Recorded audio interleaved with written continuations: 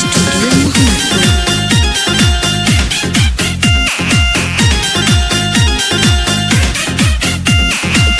आवना लगे ने जागल बताओ हो काहे तू खालू अपना मरदे से भाव हो। अरे सुनो तनी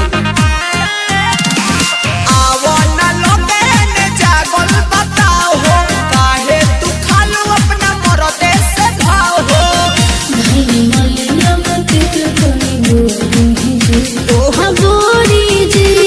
काहे हो छोड़ी रजाया छोड़ी जी दर्द करे हमर ढोरी आए हैं छोड़ी रजाया छोड़ी जी दर्द करे हमर ढोरी जी। अरे हटी सुन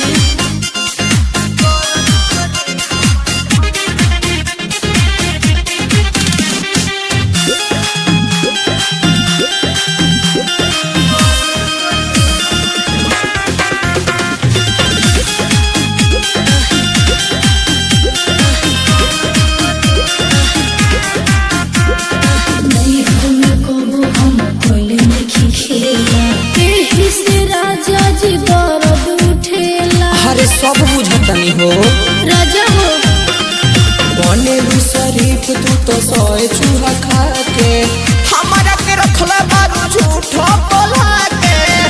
नहीं मिलन बकलो जोली हथौड़ी जी छोड़ी रजाया छोड़ी जी दर्द करे हमर ढोरी जी छोड़ी रजाया छोड़ी जी दर्द करे हमर ढोरी जी।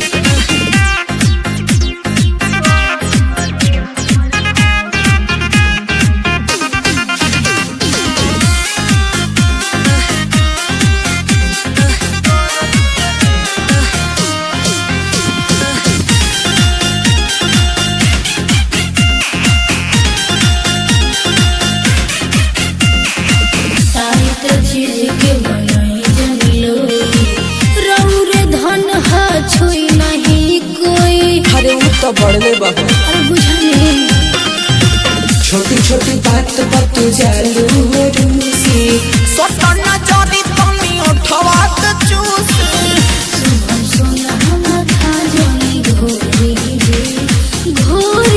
जी काहे छोड़ी रजाया छोड़ी जी दर्द करे हमर ढोरी जी छोड़ी रजाया छोड़ी जी दर्द करे हमर ढोरी जी।